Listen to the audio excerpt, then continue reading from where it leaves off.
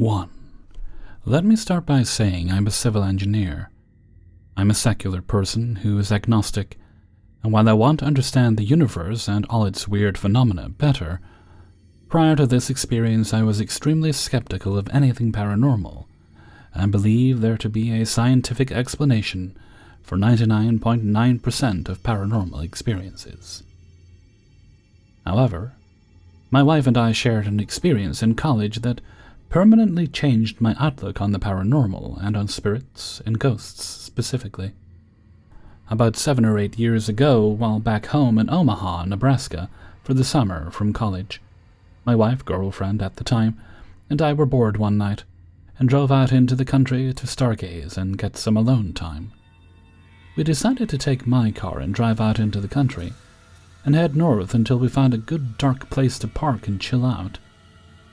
About 10 to 15 miles out of town, I was burning down random gravel roads and found a little cul-de-sac that was facing north, but was newly paved.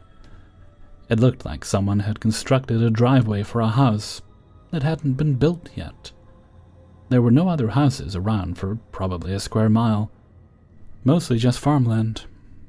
I turned around in the driveway and pointed my car north, and we sat for a few quiet hours enjoying each other's company and chatting about life plans. At about 2 a.m., we were pretty tired and decided to head home so our parents didn't freak out. As I stated before, we were parked on an empty dead-end concrete driveway perpendicular to a gravel country road, which was about 50 feet in front of us. Behind the gravel road was a cornfield, stereotypical of Nebraska, I know, and it was late July or August, so the corn was probably 5 or 6 feet tall. As I go to start my car, I put my key in the ignition and put my hand on the light switch to turn my headlights on. Before I can turn the key, my girlfriend violently jerks my right arm, which scares the shit out of me. I looked at her, confused, but she was just staring out at the road in front of us with a terrified look on her face. Immediately, the hairs on the back of my neck stood up, and I sat there frozen in fear and confusion.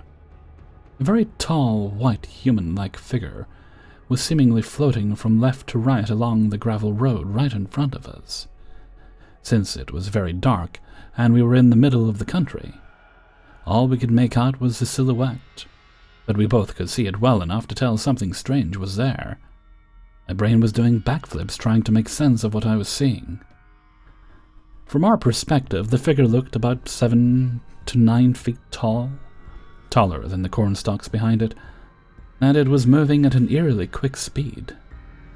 Faster than walking, but not running. There was no gait, like a person walking, no head bobbing up and down, no real movement of limbs. It was just floating. My girlfriend described it later that night as a tall, white, Gumby-looking silhouette. We watched it for what was probably about 10 seconds, but felt like a minute. My hand was still on the knob to turn my headlights on, and I had an internal debate about whether or not I should turn them on, to better see what it was, or to keep them off and not let whatever this thing was know we were there. It continued drifting to our right until it was out of sight, and I started my car and floored it down the gravel road heading the opposite direction. My girlfriend and I barely spoke on the way home, and once we got to my parents' house we told them what we saw. My girlfriend left the room while I explained it to them because she was so spooked she didn't want to think about it anymore. She spent the night that night because she didn't want to go home alone, but neither of us were able to fall asleep after what we saw. To this day, I am completely mystified by what we saw, and if I didn't have my now-wife with me at the time, I would think I was hallucinating or going insane. We were both completely sober at the time, and neither of us believed in or thought much about paranormal entities at the time. I have not been able to come up with any sort of rational explanation, and it still bugs me quite a bit. Nothing makes sense in my head, other than some strange amorphous spirit or a 7-foot-tall guy in a Yeti costume on a bicycle riding around at 3 a.m. in the middle of nowhere in the pitch black.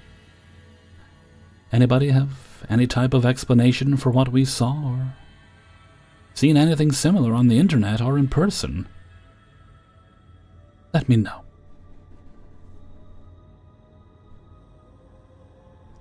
Two. Disclaimer. This was a long time ago, so my memories of the following events are somewhat cloudy, and the story is mostly reconstructed based on what my family has told me. This story happened in Chile during the early 2000s, and is a real story. Some strange things happened in my childhood home. It wasn't a particularly old house. It was built in the mid-80s, and as far as I know, no one had died there by the time these things started to happen. Nonetheless, it was a very old part of town, and a part where very dark things happened in the times when Spain governed over our country. Just 1 block away from my house, there was once a former lake that dried and was filled a long time ago, where the colonial authorities threw the bodies of a group of Senegalese slaves that were executed for trying to return to their homes. I don't know if any of you believe in the spiritual sense of the word energies, but I certainly do, and I believe this is a good explanation of the things that happened in my house. Sometime before I was born, my parents were having dinner with my brother and older cousins, who at the time were living in our house because they were in a university in our city. My dad had made pachanga, and we were all having a good time making chatter, when suddenly they all heard the same thing, the strident cry of a baby coming from my brother's bedroom. My mother recalls that it was loud and short, just one single cry that got everyone out of the loop. And as soon as it happened, the sound was away. The weird thing is, there was no baby living in our neighborhood at the time. Our neighborhood consisted of 12 semi-detached houses, so it's not a far shot to theorize that it could have been a baby that stayed the night in one of our neighbors' houses.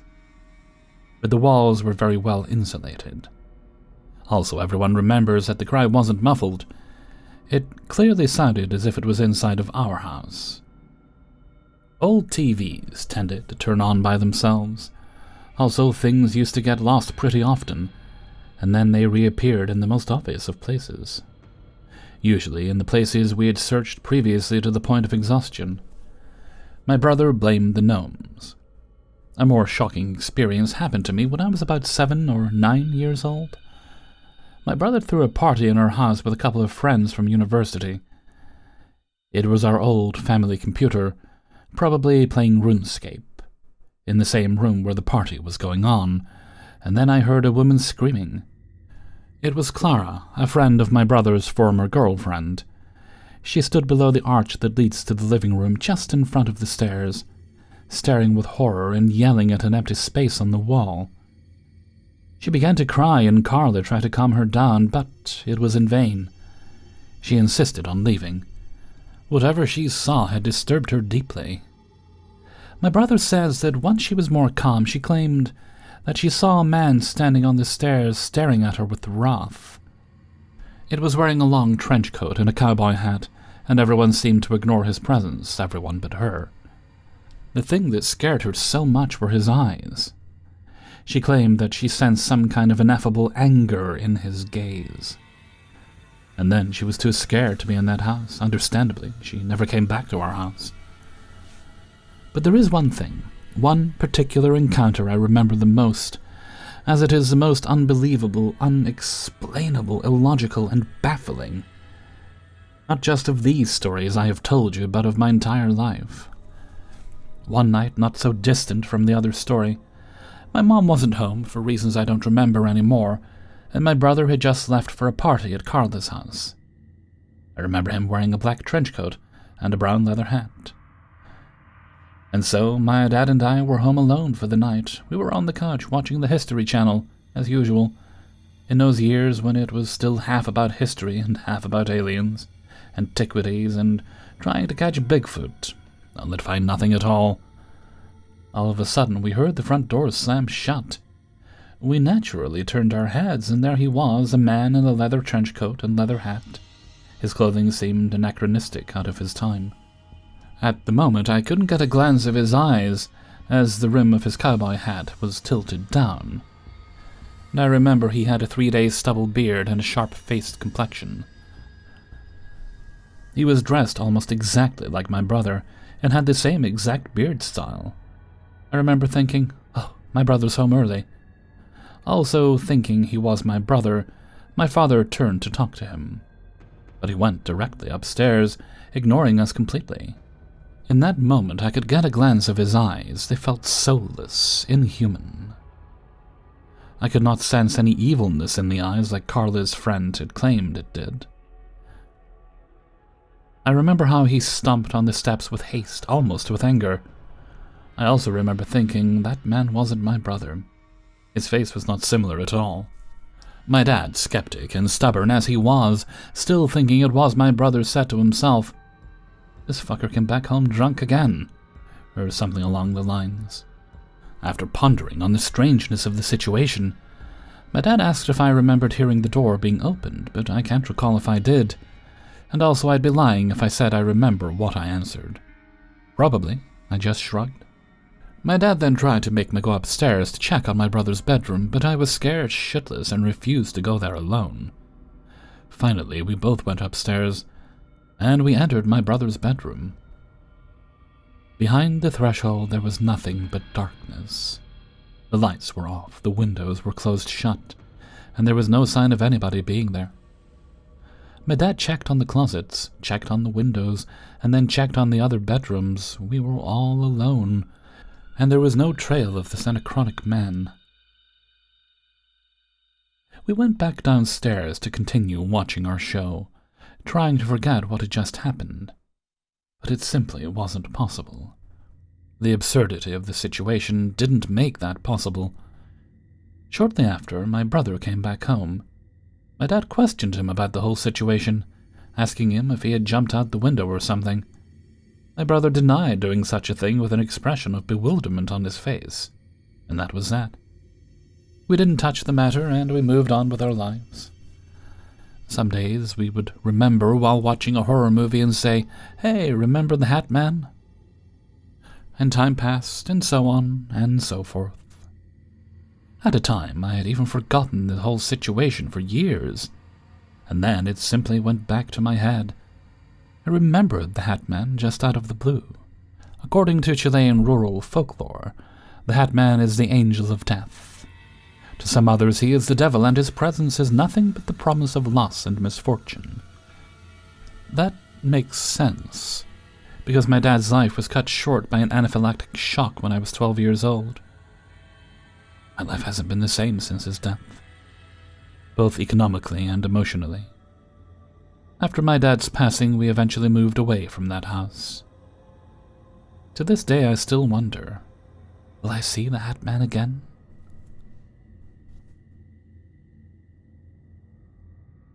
Three. This story happened to me about 20 years ago, when I was still a sophomore in high school. My aunt and uncle had a 3-story condo that was always kind of off. It wasn't a particularly old or creepy-looking building, in my recollection, but as soon as you set foot inside, there was something in the air that reeked of something isn't right. For a little background, the condo's first floor held the living and dining areas, the kitchen, and the back door that led to a small patio.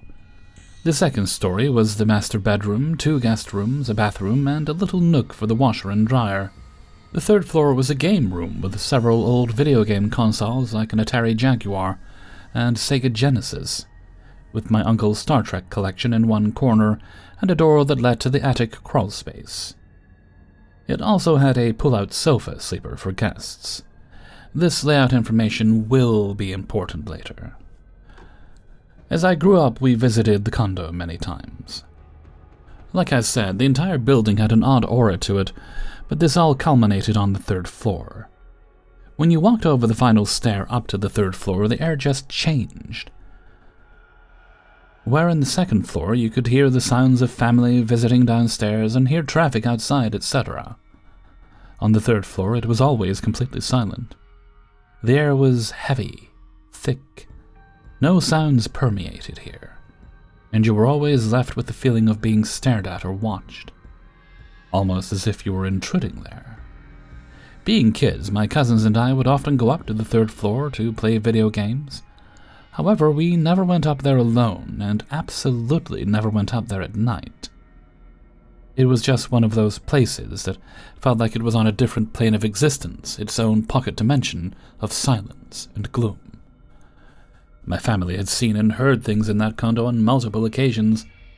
It was common knowledge that one could hear footsteps pacing up and down the stairs at night. You would see figures out of the corner of your eye. Doors would open and close despite being locked. Objects would move, that sort of thing. One morning I woke up before the adults to find a trail of pennies lying end to end from the third floor all the way down to the kitchen. I remember being a little unsettled by this, but not particularly afraid. I was more interested in free money and greedily put the pennies in a Ziploc baggie to take home with me. Because these goings-on were relatively benign in nature, my family just assumed it to be the spirit of my late grandfather, who was the mischievous sort in life, watching over the house at night. Fast forward to my teenage years. My uncle died suddenly one year, and so a flood of tight-knit family descended on the condo to comfort my aunt and attend my uncle's funeral. Because there were so many people staying in the condo, my mom, dad, sister, and I were relegated to sleeping upstairs on the third floor. I was creeped out, but I figured, hey, how bad could it be? Why was I in for a surprise? The day of the funeral came, and we all attended the wake, after which the family gathered outside to comfort my aunt, who was sobbing uncontrollably at the loss of her husband. I remember the sound being a gut-wrenching, heartbreaking cry of pure despair. It hurt to listen to, so I quickly retreated from the crowd of onlookers and went to find my cousins until we were ready to leave. Little did I know that all hell was about to break loose. We got back to the condo, and everyone wept and shared stories of my uncle. After some time, we all grew tired and decided it was time for bed. I slept on the sofa, while my mom, dad, and little sister all shared an air mattress down on the floor by the foot of the sofa. What I remember most about that night was the cold. I startled awake in the middle of the night, unsure of what had woken me up, only to be greeted by the most bone-biting, skin-saturating cold I had ever felt in my life. It permeated the entire third floor, soaking through my clothes and into my body. I shuddered and pulled the blanket tighter around me. I remember being pulled by the cold, as the third floor usually got uncomfortably warm. I lay there shivering for a few minutes, and then I heard it. The sound I heard is hard to describe, but is probably best described as something trying its best to mimic my aunt's sobbing from earlier. It was a dry, raspy voice, crying and choking and carrying on in a mocking tone. And it was extremely loud. I mean ear-splittingly loud. It was coming from the far corner of the room, over by the crawlspace door. I froze in terror. What on earth was going on? Was this some kind of an entity? I peeked over the edge of my blanket and glanced into the darkness at the corner of the room. Nothing, of course, was there. My mother, having had past experiences with paranormal things, had once told me that if anything scary ever happened like that, to ignore it, and it would go away. So that's exactly what I tried to do. I squinted my eyes shut and pretended to be asleep. When that didn't work, I tried covering my head with a couch cushion to blot out the sound. That didn't work either. The sound stayed as loud as it had been, almost as if it were coming from inside my own head.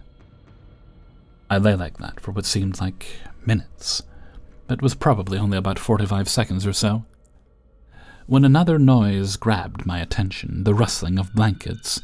I peered out from under my own blanket to see my mother had bolted up on the air mattress. She looked left and right, with a confused expression on her face, and then jumped up and ran down the stairs to the second floor. My father and sister were still sound asleep. The next part is what my mom told me happened after she ran down the stairs.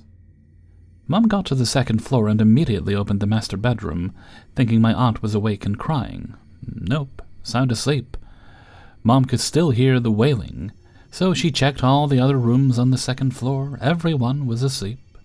Confused, she stood at the bottom of the stairs leading to the third floor and listened to the wailing. Meanwhile, my fear had given way to curiosity. Glancing cautiously over toward the corner where the sound was coming from, I leaned over the banister and gazed down to the second floor. I could see the hall light on downstairs, and Mom looking bewildered at the bottom of the steps. "Mom!" I called. She nearly jumped out of her skin, her head snapping up to look at me. "Are you looking for that wailing sound?" My mom's eyes widened. "You hear it too?" I nodded at this. "Why isn't anyone else waking up?" she called. I shrugged. She then turned away from me and headed toward the stairs leading to the first floor. As she rounded the corner toward the first floor, she ran headlong into my little cousin. He was wide-eyed, in tears and shaking. My mom asked him what was wrong, and he said, "It's coming to get me." My mom began to ask what was coming to get him when she saw it. A shadow, humanoid, came lurching up the steps toward them. Blacker than the darkness that surrounded it, as it approached, it began to morph to grow into something monstrous. Now standing 7 or 8 feet tall, it began lunging up the remaining stairs at them, making a horrible sound as it came. Mom grabbed my cousin and began sprinting up the stairs, the shadow stumping just behind her. This cacophony caught my attention, and now, completely ignoring the wailing in the room with me, I craned my neck over the banister to see what was going on. I saw Mom sliding around the corner toward the third-floor stairs. A flood of shade and darkness filling the hallway behind her. My little cousin was screaming and clutching at her neck as she ran, taking the stairs 2 at a time. "Mom!" I cried. "Mom is right behind you! Run!" She obliged and came flying up the final few steps to the third floor. As soon as she cleared the landing, the wailing completely stopped, cut off like someone pulling the plug on a speaker. She leapt into the air mattress with my cousin. I abandoned all pretenses of maturity and clambered onto the mattress with them. We all sat there, huddled in abject terror, staring into the darkness of the staircase. Nothing came. No shadow, no wailing. Nothing. That's when the stomping started. Boom, boom, boom.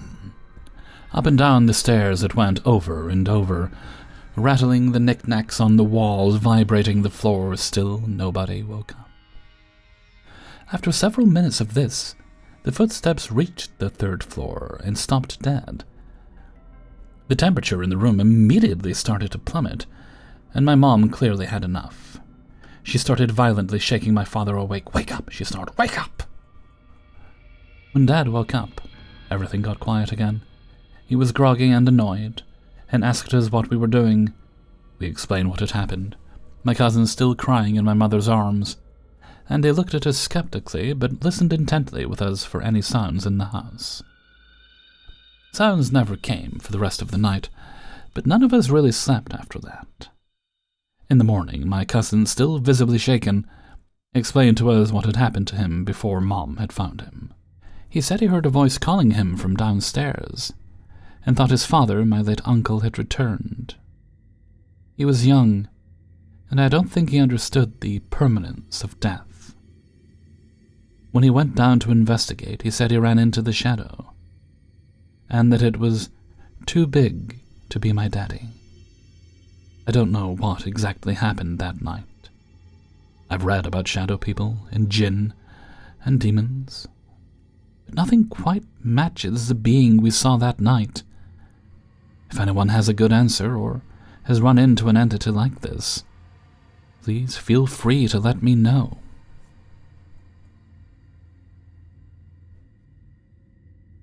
"4. So I think the house next door to me is haunted, and I don't know what to do, or if I should do anything at all. Quick history. It's been empty for a long time now. It's a big-ass old mansion, and the last people that bought it were going to fix it up, but suddenly stopped mid-renovations. Third owners over a period of just a few years. None of them ever completed renovations or moved in, so it's definitely empty. About 6 weeks ago, I started noticing activity. I could see room lights turned on late at night, never before 1 a.m. I have a stay-at-home job, and my hours are usually overnight ones, so I'm awake all night. Had abnormal thoughts the first couple of times I saw it. Thought maybe the owners had stopped back to pick up something they might have left before they were pulled out of the renovations.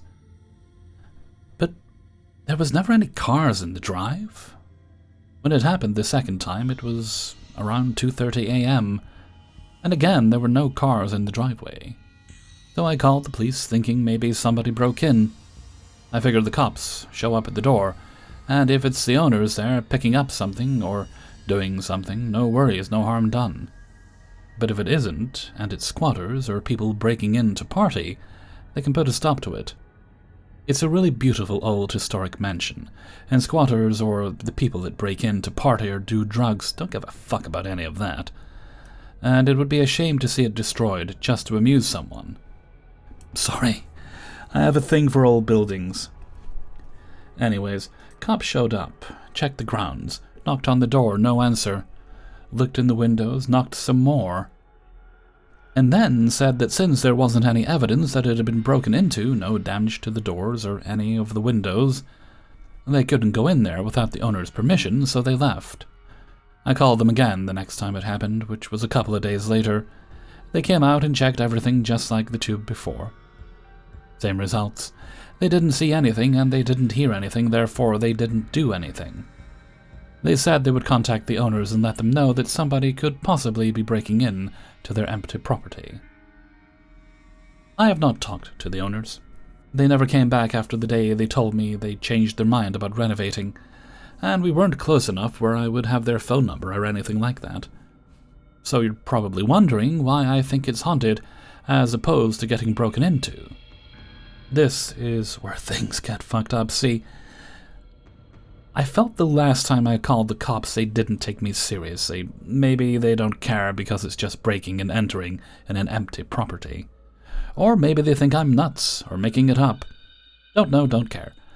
But I decided that the next time it happened, I was just going to record it with my phone and show it to them when they arrived.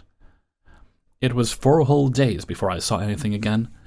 This time it was 3 a.m., and I know that it was exactly 3 a.m., because I was baking a frozen pizza, and had Alexa set an alarm for me in 16 minutes, and that was going to be 3.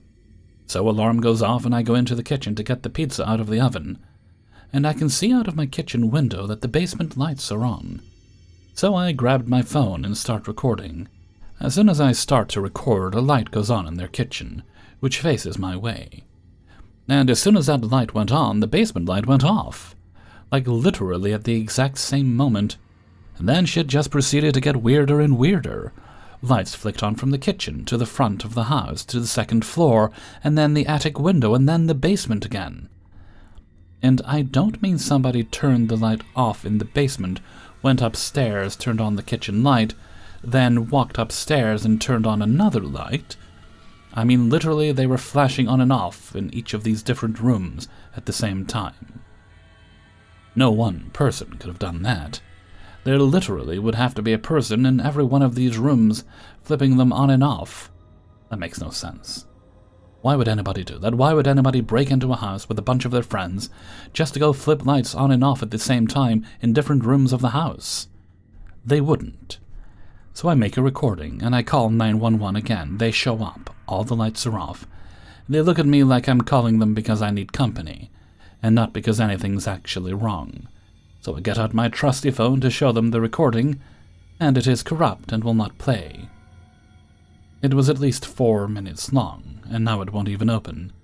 So they're like, "Yeah, sure, you have a recording," and end up doing the same thing they did the previous times. As soon as they left, I look over there and the attic light flicks on as if to say, "Fuck you," before turning off again.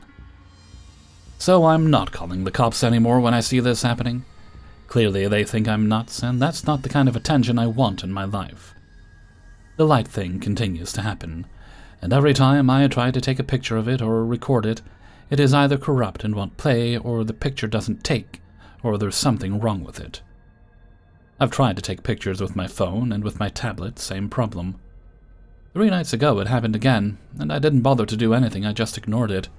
Pretended I didn't see anything. I did not have to go to work that night, and haven't been getting much sleep, so I decided to just lay on the couch and watch TV until I fell asleep. So I start turning stuff off and go into my kitchen to turn off the light on my beta tank, which is on the kitchen counter, and I say, "Good night, fish," like I always do. And then, just joking around, being flippant, I look out the window and say, "Good night, ghost." As soon as I say it, the living room light flicks on. And not the same white light that it always is. This time it's red, like somebody had replaced the bulb with a red bulb. Then it turns off and I'm like, nope, and just march my happy ass back into the living room and lay down on the couch. About 15 minutes later, my cat, which is curled up on the top of my stomach, jumps up and hisses, and then just peels out of the room. I sit up, and as soon as I do, I hear my front doorknob being tried. So now I'm really upset because this is the middle of the night and things don't feel right. I went over to my front door almost immediately as soon as it happened to look out the peephole, and there was no one there. I looked out all the windows. I didn't see anybody in the yard or walking down the street, or anything. So, I don't know what to do. I'm too afraid to sleep, and even when I do, I have nightmares. So I'm not getting any sleep, and the police think I'm crazy. At this point, I'm starting to think I'm crazy, or at least going there, because I cannot sleep. And I cannot think about anything else when I am home. When it was just the lights, it didn't bother me that much, other than it was a mystery. But I honestly feel like it responded to me that night, with both the light and then the doorknob. So I can't sleep because I feel like I brought something over here by acknowledging it. So what do I do now? Should I just ignore it and pretend I don't see anything? Or should I try to figure out what's going on and why? Any suggestions for how I can confirm what I'm seeing is supernatural? I know my story sounds crazy, but I promise you I'm not crazy. Hellraiser's note: I'd encourage the OP to contact the former owners. They don't have a phone number, but hopefully they know their full name. And if they don't, maybe contact the realtor that has the house listed and see if they can supply you with the name of the person who currently owns it. Either way, look them up on Facebook or other social media and contact them and ask them if there's any unusual goings-on about the house, or rather if there were when they were there. If you know already, they might be willing to talk. Tell them about the weird light thing. Or maybe ask them, hey, are one of you guys playing about with your smartphone app and turning the lights on and off at night? That's a harmless way to broach the conversation, and they can dismiss it as such if they don't want to talk about it. 5. I've never been a skeptic. I've never been a firm believer either. My take on paranormal has always been that I felt like anything is possible. Just because I haven't seen something doesn't mean it isn't real. My wife and I have been married 11 years, and we have 3 awesome young boys, 13, 9, and 2 months old. The house we live in is a rental in rural Mississippi. We rent from the original owner's daughter. The mother that owned the house had become too old and physically incapable of living by herself, and was living with the daughter, whom we rent from, and passed away shortly after we moved into the house. On my birthday, oddly enough. We've been living here for a little over a year, and I'd never experienced anything, although I've always felt odd about the house. It's a fairly normal, mid-60s country home, 3-bedroom, 2-bath, large living room, small kitchen, and utility room in the back from which I work.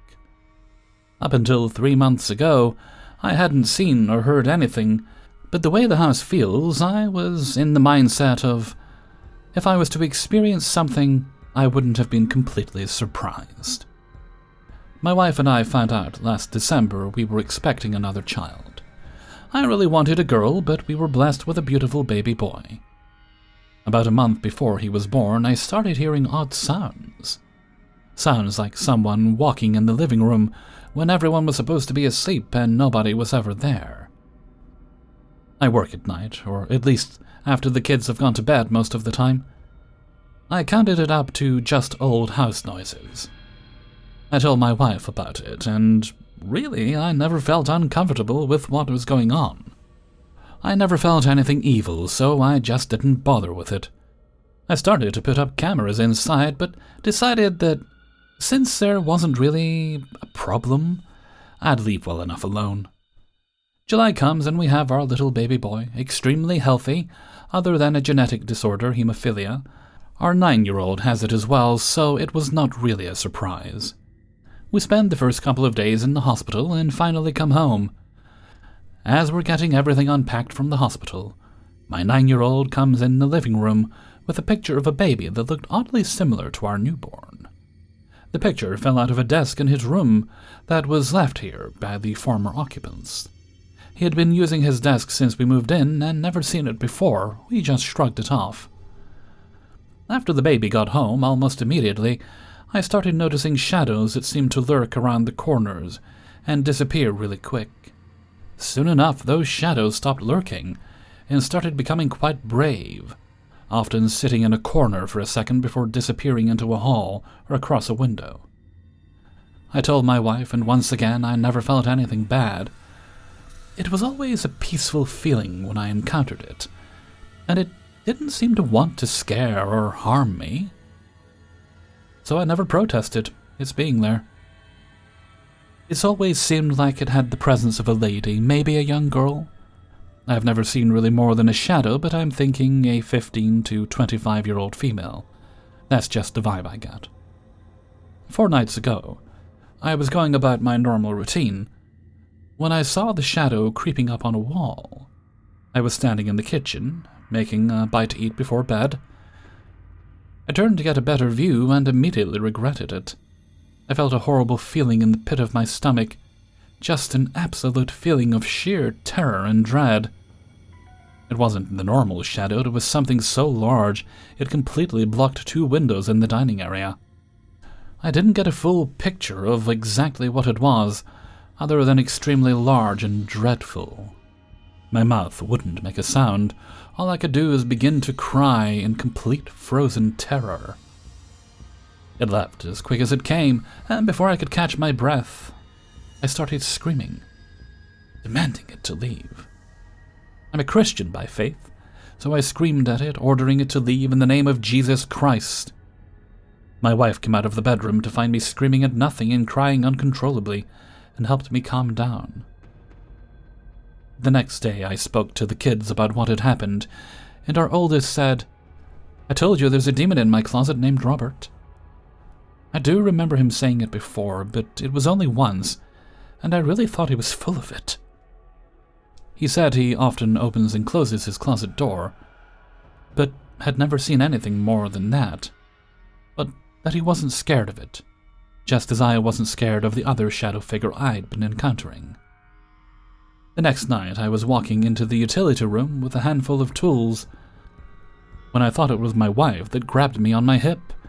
It was more of a sensual hand on my hip than a grab or pinch, but when I turned, nobody was there. It felt so peaceful and soothing, though, like I legit thought it was my wife gently putting her hand on my waist. Even given the experience the night before, I didn't feel anything bad from it.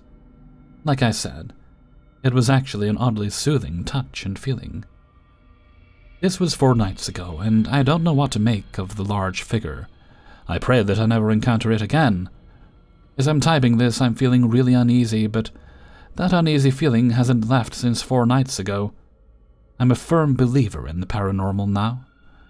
I'm still not going to attempt to catch it on film or audio or anything, because I don't want to provoke it.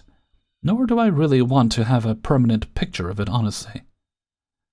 Any advice or anything I'm welcome to. I just want peace. That is all. I don't necessarily want the non-evil beings to leave, but anything evil is not welcome. Our baby boy hasn't had any issues. I'm not sure what the deal with the picture was. I'm starting to wonder if his young energy is what drew it or them out. Please don't say anything to try to terrify me. I have to live here, at least for now. Rental properties are scarce here, and prices are ridiculous. Good night, all. May everyone have peaceful encounters. Hey everybody, Hellfreezer here, and thank you very much for listening to Paranormal Stories, episode 346.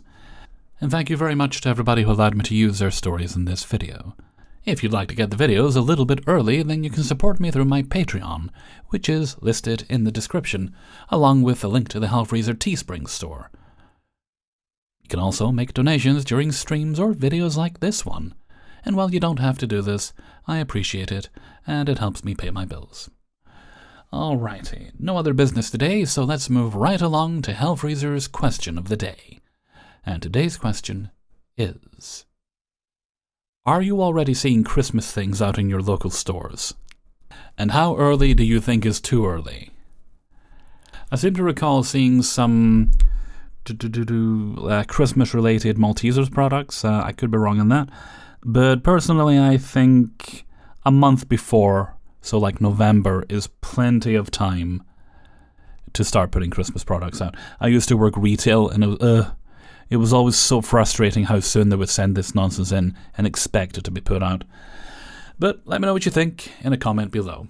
And with that, I'm going to head off for now. So until next time, thank you very much for listening, and take very good care of yourself.